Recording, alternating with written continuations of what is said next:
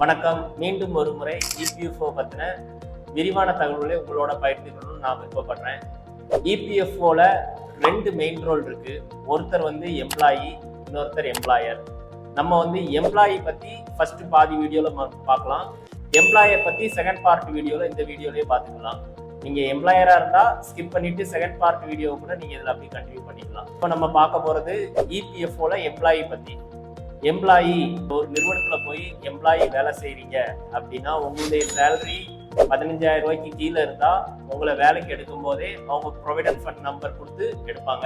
இப்போ இந்த provident fund number வந்து உங்களுக்கு எதன் மூலமாக அலோகேட் பண்ணுவாங்க அப்படின்னா உங்களுடைய ஆதார் நம்பரை வச்சு தான் ப்ராவிடென்ட் ஃபண்ட் நம்பர் அலோகேட் பண்ணுவாங்க. நீங்கள் இதுக்கு முன்னையே ஆதார் நம்பரை கொடுத்து வேற நிறுவனத்தில் வேலைக்கு சேர்ந்துருந்தீங்க அப்படின்னாலே அப்போவுமே ப்ராவிடென்ட் ஃபண்ட் நம்பரில் உங்களுக்கு யூனிவர்சல் அக்கௌண்ட் நம்பர்னு ஒரு நம்பர் அலர்ட் ஆகிருக்கும். இல்லை இப்போ தான் நீங்கள் மொத வேலைக்கு சேர்றீங்க அப்படின்னா உங்களுக்கு யூனிவர்சல் அக்கௌண்ட் நம்பர் அவங்க தான் கிரியேட் பண்ணுவாங்க. இப்போ நீங்கள் வந்து ஒரு நிறுவனத்தில் ஒர்க் பண்ணிட்டு இருக்கீங்க. யூஏஎன் நம்பர் உங்களோட ரெஃபரன்ஸ்க்காக, அதில் வந்து மெம்பர் பாஸ்புக் நம்பர்னு அந்த இப்போ ஒரு நிறுவனம் எக்ஸுங்க ஒரு நிறுவனத்தில் நீங்கள் வேலை செய்கிறீங்க, இல்லை ஏன்னு ஒரு நிறுவனத்தில் நீங்கள் வேலை செய்கிறீங்கன்னு வச்சுக்கோங்க. அந்த ஏங்க நிறுவனத்தில் நீங்கள் வேலைக்கு சேர்ந்தோடனே உங்கள் யூஏஎன் நம்பரும் கிரியேட் ஆகும், அந்த ஏ நிறுவனத்துக்குன்னு ஒரு மெம்பர் பாஸ்புக் நம்பரும் கிரியேட் ஆகும். இப்போ வந்து ஏ நிறுவனத்துல இருந்து நீங்க வேலையை விட்டுட்டு பீங்க ஒரு நிறுவனத்துக்கு போனீங்கன்னா யூஏஎன் நம்பர் மாறாது, ஆனா பீங்க நிறுவனத்துக்கு ஒரு மெம்பர் பாஸ்புக் வரும். இப்போ நீங்க உதாரணத்துக்கு 4 கம்பெனில வேலை பார்த்துருக்கீங்கன்னா 4 மெம்பர் பாஸ்புக் உங்களுக்கு இருக்கும். ஸோ நீங்க முதல்ல ஆதார் வச்சு யூஏஎன் நம்பர் கிரியேட் ஆகும். யூஏஎன் நம்பர் ஒரு நம்பர் தான், ஆனா நீங்க ஒவ்வொரு கம்பெனியா மாறிக்கிட்டே இருக்கும்போது உங்களுக்கு வந்து மெம்பர் பாஸ்புக் வந்து மல்டிபிள் பாஸ்புக் இருக்கும். இந்த மல்டிபிள் பாஸ்புக் வந்து ஏப்ரல் 1, 2024 அப்புறம் நீங்க ஒரு பாஸ்புக் ஆல்ரெடி இருக்கு, அதுக்கப்புறம் ஒரு நிறுவனத்துல வேலைக்கு சேர்றீங்க அப்படின்னா ஆட்டோமேட்டிக்கா அந்த பாஸ்புக் வந்து மெர்ஜ் ஆகிக்கணும். இது நீங்க ஏப்ரல் 1, 2024 முன்ன 2 கம்பெனில வேலை பார்த்துருக்கீங்க, அது மெர்ஜ் ஆகாம இருக்குன்னா அது ஆட்டோமேட்டிக்கா மெர்ஜ் ஆகாது. நீங்க தான் மெர்ஜ் ரிக்வெஸ்ட் கொடுத்து ஒரே அக்கௌண்டா மெர்ஜ் ஆகிக்கிடணும். அப்புறம் நம்ம பார்க்க போறது என்ன அப்படின்னு பாத்தீங்கன்னா கேஒய்சி. இப்போ வந்து யூஏஎன் நம்ம இதுக்கு முன்னாலே நம்ம யூடியூப்ல உங்க யூஏஎன் நம்பர் எப்படி தெரிஞ்சுக்கிறேன்னு வீடியோ பண்ணியிருக்கோம், யூஏஎன் எப்படி ஆக்டிவேட் பண்றதுன்னு பண்ணியிருக்கோம், யூஏஎன் எப்படி லாகின் பண்றதுங்க முதற்கொண்டு எல்லா டீட்டெயிலுமே நம்ம சொல்லியிருக்கோம். இப்போ உள்ள யூஏஎன் லாகின் பண்ணி பேசிக்கா நீங்க கேஒய்சி ஆட் பண்ணிக்கணும். கேஒய்சினா ரொம்பலாம் இல்லைங்க, 2 விஷயம்தான். நம்ம பணத்தை எடுக்கணும்னா என்ன வேணும்? பேங்க் பாஸ்புக் இருக்கணும்.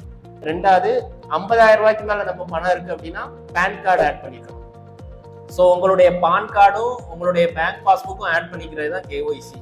இதெல்லாம் உங்களுக்கு எப்போ உதவிகரமா இருக்கும்னா ஃபைனல் ஸ்டெப் வந்து நம்ம பணத்தை எடுக்கிறதுக்கு வரோம், விட்ரா பண்றதுக்கு. நம்ம ஒரு அன்எம்ப்ளாய்மெண்டா இருக்கோம் அல்லது சர்வீஸ் 10 வருஷத்தை தாண்டிட்டு அப்படின்னா நம்ம பணத்தை விட்ரா பண்ண வர்றோம். அப்படிங்கிற பட்சத்துல இப்போ வந்து நமக்கு வந்து ஒரு 4 ஃபார்ம் இருக்கும். ஃபார்ம் 19 ஒன்று இருக்கும், 10C ஒன்று இருக்கும், 10D ஒன்று இருக்கும், ஃபார்ம் 31 இருக்கும். இப்போ ஃபார்ம் 31 பத்தி சொல்லிடுறேன். ஃபார்ம் 31ங்கிறது ஒர்க்கிங்ல இருக்கும்போது, நான் வேலையை விட்டு நிக்கல, ஒரு நிறுவனத்துல வேலை பார்த்துட்டு தான் இருக்கேங்கப்போ ஒர்க்கிங்ல இருக்கும்போது அட்வான்ஸ் எடுக்கிறது தான்.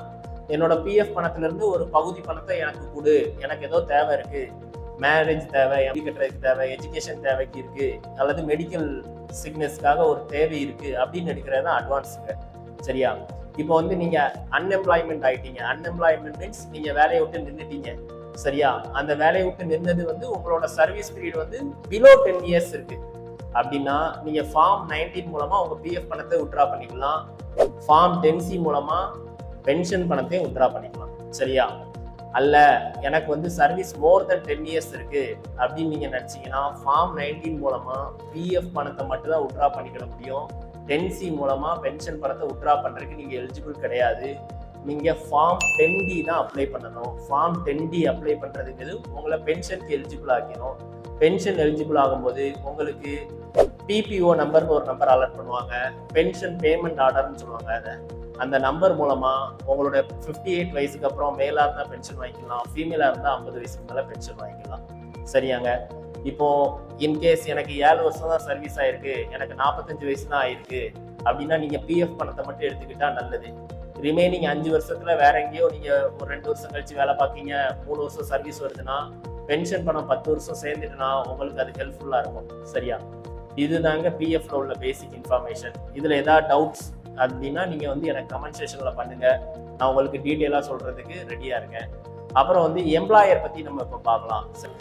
எம்ப்ளாயருக்கு வந்து என்னன்னு பாத்தீங்க அப்படின்னா, எம்ப்ளாயருக்கு தான் நிறைய சட்ட சிக்கலே இருக்கு. ஒரு நிறுவனம் நீங்க நடத்திட்டு இருக்கீங்க, மேனுஃபேக்சரிங், சர்வீஸ் அல்லது ட்ரேடரா இருக்கலாம்.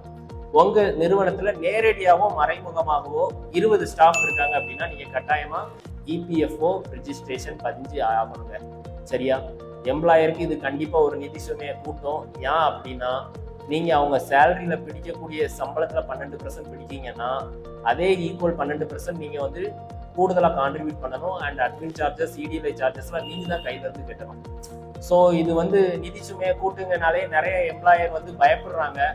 ஆனா நம்ம அதுக்கு தக்க மாதிரி பிளான் பண்ணிக்கிட்டோம், ஃபினான்ஷியல் பிளான் பண்ணிக்கிட்டோம் அப்படின்னா இது வந்து நல்ல ஒரு ஸ்கீம் தான். ஏன்னா நம்மகிட்ட வேலை பார்க்குற ஒரு 20 பேரோட குடும்பத்துக்கும் நம்ம உதவிகள் பண்ற மாதிரி இருக்கும். சரியா? இது உங்க பாயிண்ட் ஆஃப் வியூல நீங்க எப்படின்னு பாத்துக்கோங்க. சரியா? 20 பேர் இருக்கவங்க கட்டாயமா மந்த்லி இபிஎஃப்ஓ கோட் எடுத்து மாதந்தோறும் இபிஎஃப்ஓ ஃபைல் பண்ணியே ஆகணும். சரியா?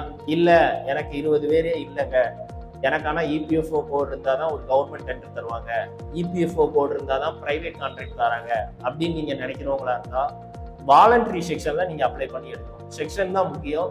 நீங்க போய் அங்க போய் மேண்டட்டரி செக்ஷன்ல போட்டுட்டீங்கன்னா உங்களுக்கு சட்ட சிக்கலாயிரும். ஸோ நீங்க ஒரு நல்ல கன்சல்டண்டா பார்த்து வாலண்டரி செக்ஷன்ல இபிஎஃப்ஓ கோட் ரெஜிஸ்ட்ரேஷன் பண்ணணும். வாலண்டரி செக்ஷன்ங்கிறது என்ன அப்படின்னா, உங்கள்கிட்ட ஒரு ஸ்டாஃப் இருந்தா கூட நீங்க இபிஎஃப்ஓ ரெஜிஸ்ட்ரேஷன் பதிஞ்சுக்க முடியும், அந்த ஒரு ஸ்டாஃப்காக கட்டுறதுக்கு. சரியா? ஸோ நீங்க வாலண்டரி செக்ஷன்ல பதிஞ்சுக்கோங்க. வாலண்டரி செக்ஷன்ல பதிஞ்சு வச்சுக்கிட்டீங்க அப்படின்னா உங்களுக்கு அந்த டெண்டர் கிடைக்கிற வரைக்கும் மினிமம் அட்மின் சார்ஜஸ் கட்டினா போதும். டெண்டர் கிடைச்சி வேலை நடக்கும்போது 20 ஸ்டாஃப் இருந்தா 20 பேர் கட்டுங்க, 50 பேர் இருந்தா 50 பேர் கட்டுங்க, 5 பேர் இருந்தா 5 பேர் கட்டுங்க. சரியா? இந்த டீட்டெயிலாம் நீங்க இன்னும் டீட்டெயிலா பாத்துக்கலாம். அதே மாதிரி நீங்களும் எவ்ரி மந்த் ரிட்டர்ன் ஃபைல் பண்ணி ஆகணும். இது போக நம்ம கூடுதலா பார்க்கணும் அப்படின்னா, இப்போ பிரைவேட் லிமிடெட் கம்பெனிலாம் நிறைய பேர் ஃபார்ம் பண்ணிட்டு இருப்பீங்க. பிரைவேட் லிமிடெட் கம்பெனி ஃபார்ம் பண்ணும் போதே உங்களுக்கு இபிஎஃப்ஓ இஎஸ்ஐ கோடு கம்பெனியோட சேர்த்தே தந்துடுறாங்க. சரியா? ஸோ நான் பிரைவேட் லிமிடெட் ஃபார்ம் பண்ணிட்டேன், எனக்கு இபிஎஃப்ஓ பத்தி தெரியாது, எனக்கு இஎஸ்ஐ பத்தி தெரியாதுன்னா அப்படி சாப்பிட சொல்றதுக்கு வழி கிடையாது. அரசியலமைப்பு சட்டம் மாத்திட்டாங்க. ஸோ நீங்க வந்து பிரைவேட் லிமிடெட் ஆரம்பிச்சிருக்கீங்கன்னா நான் பின்னால ஒரு லிங்க் அனுப்புறேன். இபிஎஃப்ஓ எஸ்டாப்ளிஷ்மெண்ட் சர்ச்னு இருக்கும். சரியா? எம்ப்ளாயர் எல்லாருமே இதை கவனிச்சுக்கோங்க. இபிஎஃப்ஓ எஸ்டாப்ளிஷ்மெண்ட் சர்ச்னு ஒரு லிங்க் நான் இதுல கொடுக்குறேன். அந்த லிங்க்ல போய் உங்க நிறுவனத்தோட பேர் அடிச்சிங்கன்னா இது நீங்க மட்டும் இல்ல, காமன் இந்தியாவில் இருக்க யாருனாலும் இதை பார்க்க முடியும். பார்த்தீங்கன்னா அதுல உங்க பேமெண்ட் டீட்டெயில், கம்பெனி அட்ரஸ் எல்லாமே உங்களுக்கு வரும். சரியா? இது மூலமா நீங்க என்ன பேமெண்ட் கட்டிருக்கீங்க, உங்க கோடோட ஸ்டேட்டஸ் என்ன, எல்லாமே நீங்க ஃபாலோ பண்ணிக்கலாம். நிறைய பேருக்கு எனக்கு டவுட்ஸ் இருக்கு, இல்ல எனக்கு மாதந்தோறும் ரிட்டர்ன் ஃபைல் பண்ணணும்னு நினைச்சீங்கன்னா கீழே கமெண்ட்ல பண்ணுங்க, அல்லது டிஸ்பிளேல தெரியுது எங்க ஃபோன் நம்பர் கான்டாக்ட் பண்ணுங்க. அப்புறம் எம்ப்ளாயிக்கு கடைசியா ஒரே ஒரு விண்ணப்பம் வச்சுக்கிறேன். சரியா? நீங்க வந்து இப்போ வந்து கேஒய்சி ஆட் பண்றீங்க, இல்லைன்னா 2 பாஸ்புக்கை மெர்ஜ் பண்றதுக்கு ரெக்யூஸ் கொடுத்துருக்கீங்க, என்னோட எம்ப்ளாயரை என்னால் கான்டாக்ட் பண்ண முடியல அப்படின்னா நீங்க கூட இபிஎஃப்ஓ எஸ்டாப்ளிஷ்மெண்ட் சர்ச்ல உங்க எம்ப்ளாயரோட கோடை கொடுத்தீங்க அப்படின்னா எம்ப்ளாயரோட அட்ரஸ் காட்டும். சரியா? மொபைல் நம்பர், மெயில் ஐடி காட்டாது, அட்ரஸ் காட்டும். அந்த அட்ரஸ்க்கு நீங்க தபால் வச்சீங்க, இல்ல அந்த அட்ரஸ்க்கு ஏதோ ஒரு வகையில நீங்க கம்யூனிகேட் பண்ணீங்க அப்படின்னா உங்களுக்கான கேஒய்சி பெண்டிங் இருக்கிறதெல்லாம் குயிக்கா அப்ரூவ் பண்ணிக்கலாம். இது ஒரு என்ன சொல்ல, ஒரு எளிய நடைமுறை. இதை நீங்க பேஸ் பண்ணிக்கோங்க. இந்த வீடியோ கண்டிப்பா உங்களுக்கு பிரோஜனமா இருக்கும்னு நினைக்கிறேன். இது பத்தின இன்னும் நிறைய டவுட்ஸ் இருக்கு, கிளாரிபிகேஷன் இருக்கு, அல்லது எனக்கு கன்சல்டிங் பண்ணுங்க, கீழே கமெண்ட் பண்ணுங்க, அல்லது என்னோட வாட்ஸ்அப் நம்பர் அல்லது மெயில் ஐடிக்கு நீங்க கம்யூனிகேட் பண்ணுங்க. உங்களுக்கு நாங்க ஹெல்ப் பண்றதுக்கு ரொம்ப ஆர்வமா இருக்கோம். தேங்க்யூங்க.